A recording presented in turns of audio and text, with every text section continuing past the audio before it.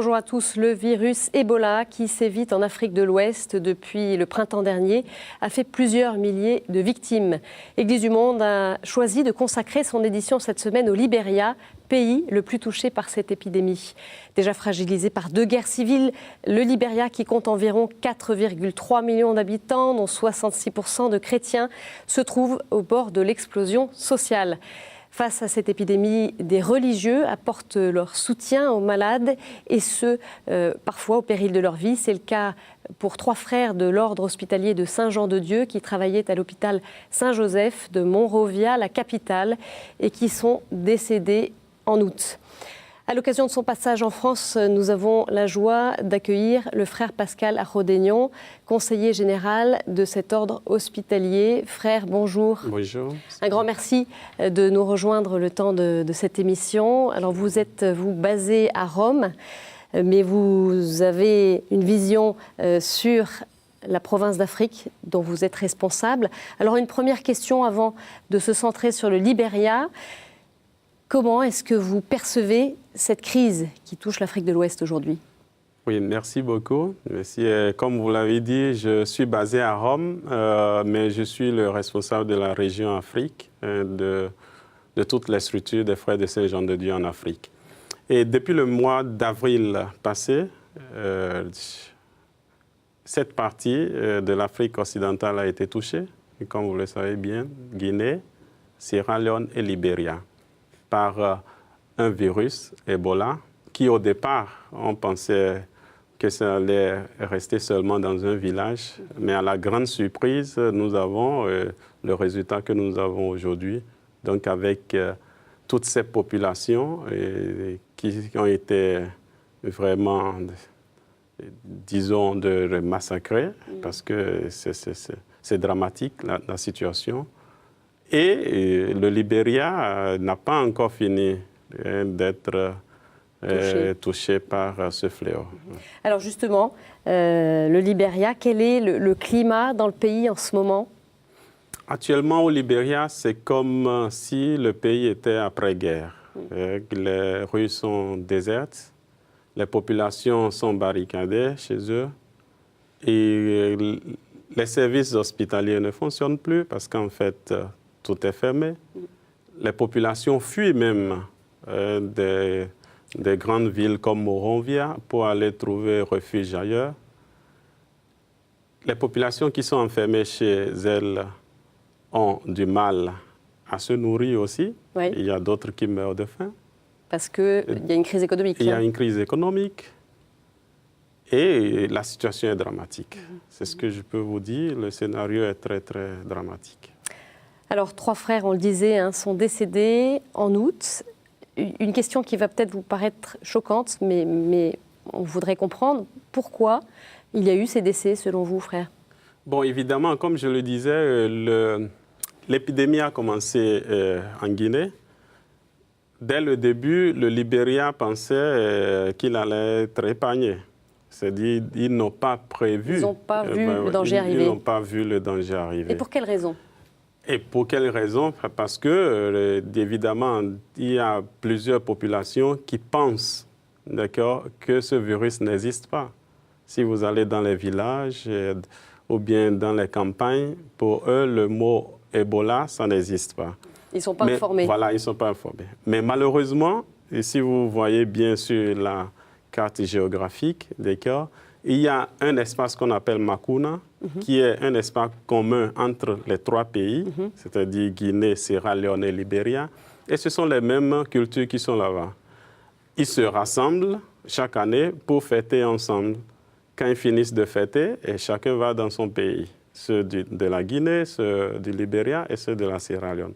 Donc c'est, comme on l'appelle, un danger que le Libéria n'a pas pu anticiper. Et quand ça a quitté un seul village, c'est arrivé directement à Monrovia, parce que, je ne sais pas, vous ne connaissez pas trop la situation du Libéria. Les plus grands centres hospitaliers sont à la capitale, à Monrovia.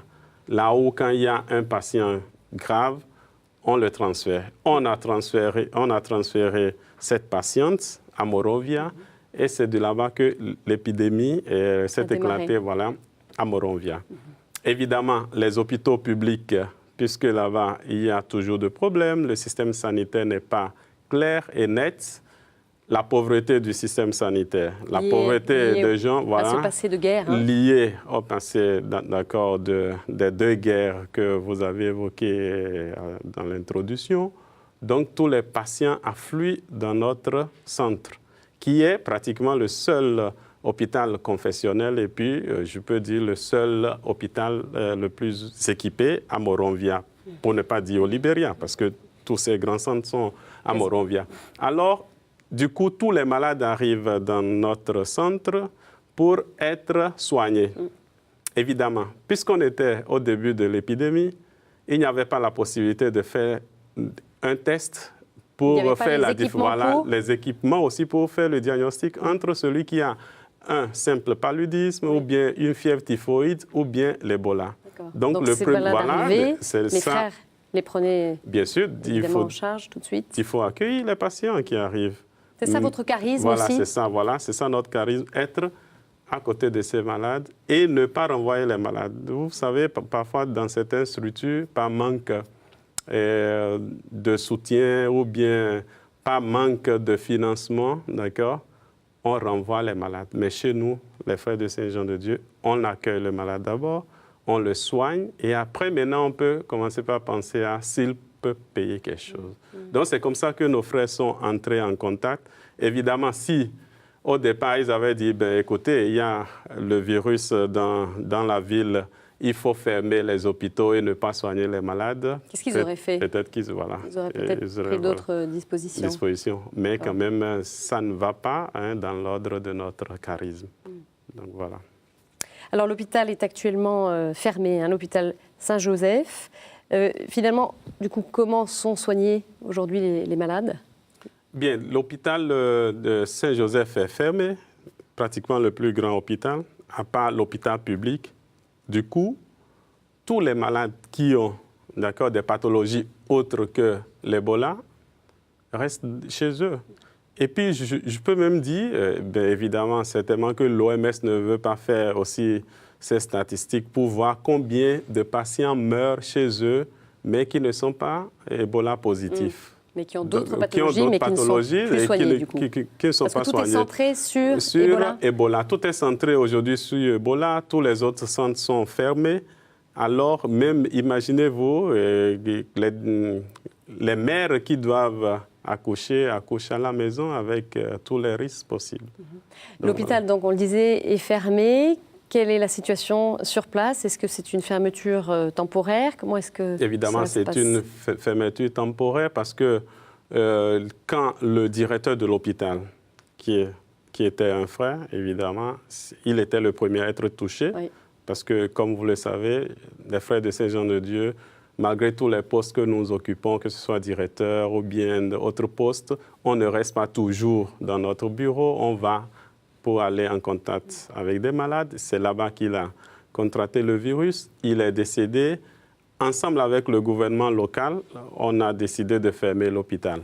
Mais actuellement, il y a déjà une autre équipe qui a remplacé cette communauté, une équipe chargée d'une religieuse, d'un frère de Saint-Jean-de-Dieu et puis d'un laïc pour pouvoir désinfecter tous les locaux et préparer la réouverture de cet hôpital. Ils ont le matériel pour assurer cette désinfection? Alors, évidemment, tout juste après la première vague de l'épidémie, donc après le décès de nos frères, on a lancé rapidement l'alarme au mois d'août. Et ici, je remercie vraiment de cœur l'Église de la France, parce que l'Église de la France a été la première à se manifester, à être solidaire avec les Frères de Saint-Jean-de-Dieu. Donc, ils ont fait des donations. Et avec ces donations, et les autres provinces aussi de l'ordre, on a pu acheter du matériel de protection, de désinfection, etc., pour envoyer. Donc, la nouvelle équipe qui est actuellement au Libéria en train d'utiliser ce matériel pour pouvoir désinfecter l'hôpital et puis préparer la réouverture. Voilà. Et pourquoi finalement le pays aujourd'hui n'arrive pas à maîtriser ce virus maintenant qu'on le sait, qu'on est informé? Écoutez, le pays n'arrive pas à maîtriser l'épidémie parce que d'abord, au départ, le pays a minimisé. épidémie. Deuxièmement, le système sanitaire est très fragile. Il n'y a même pas un plan national de lutte contre cette épidémie. Donc, actuellement, il n'y a pas d'action concrète. Faute de moyens? Moyens et des organisations, je peux dire, parce qu'en fait, tu peux élaborer un plan stratégique et puis chercher les moyens pour pouvoir accomplir ce plan. Donc, ils s'étaient retrouvés dans un désarroi, je peux dire. Alors, ils sont un peu confus.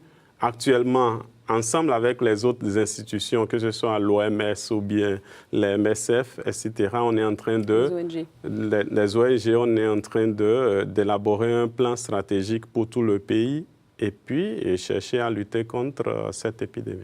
Alors vous parliez d'une certaine confusion au niveau du gouvernement pour mettre en place un plan d'action. En tout cas, des personnalités politiques comme la présidente de la République, Ellen Johnson-Sirleaf, des personnalités religieuses ainsi que des acteurs engagés dans la société ont lancé, il y a peu de temps, un appel à la mobilisation des Libériens à travers une vidéo. On en regarde un extrait. My people, we have a big problem in Liberia. We need your help. Ebola is here and is real. Ebola is a killer virus. But if we work together, we can stop it. It also comes with headache, pain in the muscle, sore throat, weakness, running stomach, vomiting, and stomach pain. Alors on a vu, frère, dans cette vidéo, l'archevêque de Monrovia, Monseigneur Lewis Ziegler. L'Église locale, elle se mobilise? L'Église locale se mobilise et je peux vous dire tranquillement que l'Église locale a été la première à se mobiliser. Parce que déjà au mois de juillet, début juillet, il y a Monseigneur Ziegler qui a lancé un appel officiel à toutes les églises du Libéria, leur demandant de se protéger, de faire beaucoup attention à ce virus qui existe vraiment parce que ça frappe déjà à la porte d'à côté en Guinée. Et en ce moment-là, ils ont décrété même certains gestes pour l'hygiène, etc., parmi lesquels, par exemple, le fait de donner la paix durant les manifestations ou bien durant les cérémonies, ou bien même carrément le fait de prendre le corps du Christ dans la main au lieu de prendre dans la bouche. Et ils ont mobilisé aussi les jeunes des congrégations des Salésiens qui sont là-bas et qui vont porte à porte pour pouvoir expliquer à la population le danger de ce virus. Malheureusement, dans ces débuts, la population n'a rien compris, la population a sous-estimé, évidemment, comme les autorités aussi ont sous-estimé. Et aujourd'hui, cette population, elle commence à être plus avertie, plus informée? Et aujourd'hui, la population commençait par être plus avertie parce qu'avec l'Église locale, avec la collaboration aussi du nonce apostolique que je voudrais remercier et saluer ici parce qu'il a été vraiment proche de nous, ils ont pu mettre en œuvre un réseau d'information et de sensibilisation en attendant aussi de chercher du matériel pour pouvoir lutter contre ce virus. En tout cas, c'est l'Église, de ce que vous dites, qui a été la première à prendre les devants face à des autorités quasi absentes. Ah oui, bien sûr, pour ne pas dire des autorités qui ont déserté. Vous avez eu les informations, il y avait certaines autorités qui ont déserté. Mais quand même, qui sont partis du pays, ils ont abandonné les autres là-bas en train de faire face à ce fléau. Et l'Église continue par encourager. Et même dans le système de plan national aujourd'hui, le plan national de la santé, l'Église est présente, pour ne pas dire que l'Église est la première, par la présence d'une sœur franciscaine qu'on appelle Barbara, une sœur américaine très forte et qui fait partie aussi de la Caritas. Et l'Église est présente avec des actions de sensibilisation. Alors aussi, il y a d'autres acteurs aux côtés de l'Église qui se sont déployés ces dernières semaines face à un système de santé quasi inexistant, on l'a bien compris. Des ONG, parmi lesquelles l'UNICEF, qui met en place des actions d'information du public, comme on va le voir dans cet extrait de reportage. Je sens qu'il faut que j'aille à West Point. Nous ne savons pas ce qui va se passer aujourd'hui concernant la mise en quarantaine, la réaction des gens là-bas.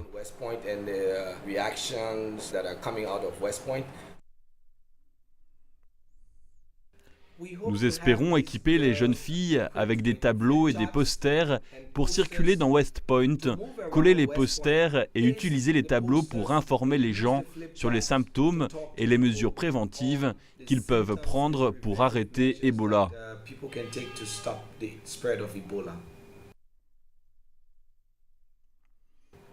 Ebola est comme une armée de gorilles qui a envahi le Libéria. Et les responsables locaux dans les communautés sont nos soldats. Et tous ensemble, nous gagnerons cette guerre contre Ebola. Alors ces ONG, c'est une bonne chose qu'elles soient là, elles sont indispensables. Qu'est-ce que vous en attendez, frère? Écoutez, les ONG sont indispensables parce qu'ils aident aussi les populations dans la sensibilisation, ils prennent le devant. Et les aident aussi avec le matériel et l'expertise qu'ils amènent. Mais comme je l'ai toujours dit, il faut que ce soit coordonné et que ça entre dans un plan national pour pouvoir lutter contre le fléau. Et puis, compter aussi sur les acteurs qui sont les acteurs locaux, comme par exemple les Frères de Saint-Jean-de-Dieu qui ont déjà fait plus de 50 ans là-bas. Et puis, compter aussi sur les autres congrégations ou bien les autres acteurs locaux. Bien sûr, eux, un jour, ils vont partir, mais les acteurs locaux vont continuer par y rester et continuer ce qu'ils ont commencé. Qu'est-ce qu'il faudrait faire pour les frères de Saint-Jean-de-Dieu? On l'entend bien, vous dites ils seront là, hein, au-delà de la présence des ONG.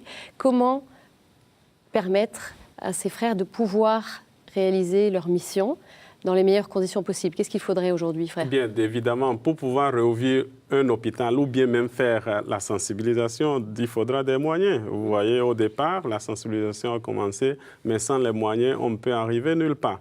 Alors, pour aider aujourd'hui les frères de Saint-Jean-de-Dieu, il faut pouvoir les aider à acquérir le matériel nécessaire pour se protéger, protéger la population, soigner la population, parce que je vous assure, le jour où on va ouvrir ces hôpitaux, les malades viendront se faire soigner gratuitement. Mais il faut aussi les produits pharmaceutiques, il faut faire le training du personnel sanitaire pour que le personnel n'expose pas les patients et que le personnel ne soit pas aussi exposé. Donc on a besoin de gros moyens, pour ne pas dire moyens économiques et puis matériels aussi. Vous avez d'ailleurs lancé un appel aux dons. Quels sont vos besoins financiers aujourd'hui? Bien, les besoins financiers, bien sûr. Alors, on a prévu, en temps, on avait lancé le message soi-disant qu'on avait besoin de près de 700 000 € pour la réouverture, c'est-à-dire pensant que l'épidémie allait s'arrêter seulement en 3 mois. Donc, on a fait une projection sur 3 mois. Mais l'allure à laquelle les choses vont actuellement, c'est sûr qu'il faut prévoir quelque chose de plus de 3 mois. Donc, on a besoin, bien sûr, des donations et on a besoin aussi de votre soutien spirituel, évidemment, puisque nous sommes au niveau de l'Église. Est-ce que l'action sociale de l'Église est perturbée par ce virus? Bien, évidemment, je peux dire que l'action sociale de l'Église est un peu ébranlée parce qu'évidemment, on a fermé les écoles temporairement. On a fermé certains centres là où les missionnaires sont en train de travailler. Mais la chose la plus importante, c'est que ces missionnaires sont encore là. Ils sont prêts pour pouvoir continuer leur mission. Et même en restant chez eux aujourd'hui, qu'est-ce qu'ils font? Ils distribuent la nourriture aux affamés. Ils vont et ils arrivent à soigner certains patients vraiment qu'ils peuvent soigner, bien sûr en prenant toutes les précautions. Donc, ils sont là et ils attendent aussi le soutien matériel pour pouvoir rouvrir, que ce soit les écoles, les centres de formation pour formation professionnelle, les centres de santé et tout cela. Alors, l'Église est toujours présente et elle ne peut aller nulle part. Est-ce que vous pouvez nous partager, frère, pour qu'on saisisse bien un petit peu la réalité de ce que vivent les Libériens, est-ce que vous avez eu des témoignages de Libériens qui ont été touchés par la maladie dans leur entourage? Voilà, qu'est-ce qu'ils vous disent et dans quel état d'esprit ils sont? Alors, vraiment, il y a certaines personnes qui vivent encore aujourd'hui dans la terreur. Et quand, par exemple, il y a un membre de ta famille qui est positif, ils abandonnent carrément cet intéressé parce que tu ne peux pas aller en contact avec lui. Donc, ils le quittent. Il le quitte. Il y a eu même vraiment des témoignages sur certains appartements. Vous savez, à Moronvia, il y a des appartements, d'accord, où les gens sont en location. Mais quand ils savent qu'il y a un seul qui est positif ou bien suspecté, allez, on abandonne. C'est-à-dire, c'est affreux et quand il vous explique l'état d'âme dans lequel ils sont, c'est dramatique, c'est dramatique. Et parfois, ils veulent même mourir pour ne pas voir comment l'Ebola est en train de faire rage à leur entourage. Donc, en fait, c'est une situation qu'on ne peut même pas décrire si vraiment on n'est pas là pour vivre ce que les populations sont en train de vivre. Ouais. Et j'imagine que l'Église, elle accompagne ces familles-là, elle les soutient aussi spirituellement. Bien sûr, l'Église, des organismes comme d'habitude, d'accord, des séances de sensibilisation, la prière, le soutien spirituel. Évidemment, c'est seulement une partie qu'on voit, parce qu'il y a aussi les gens dans les villages. Ceux qui sont dans les villages, on essaie aussi de les atteindre, mais... C'est difficile pour des villages qui ont été touchés. Voilà, qui ont été touchés aussi. Est-ce que des prêtres rendent visite à des villages, des villageois ou... Parfois, ils rendent visite, mais il y a aussi le danger. Parfois, quand ils voient les prêtres venir, c'est comme s'ils veulent venir les déloger ou bien signaler qu'il y a tel ou tel malade.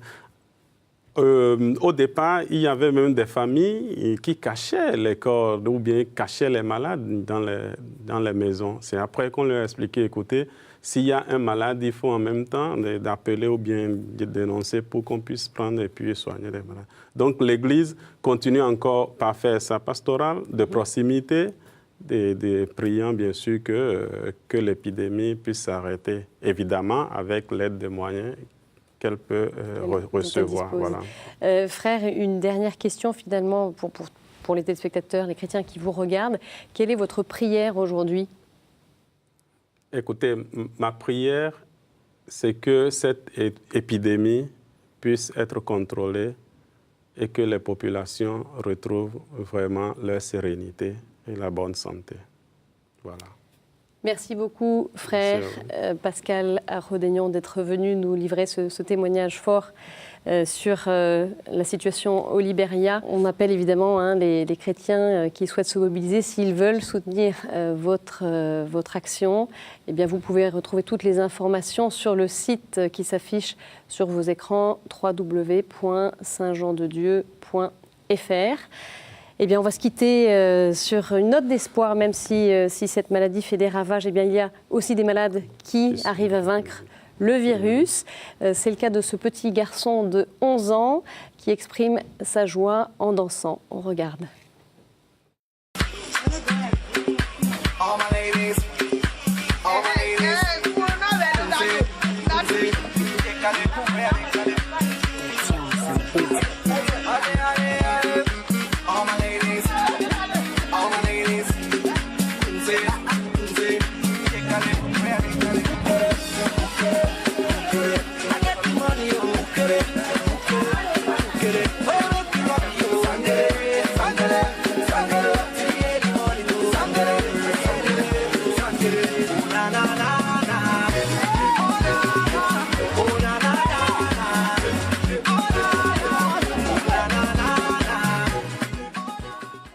Voilà, c'est la fin de cette émission. Vous pouvez bien sûr la retrouver sur notre site ktotv.com. Merci de votre fidélité. Très bonne semaine à tous. Au revoir.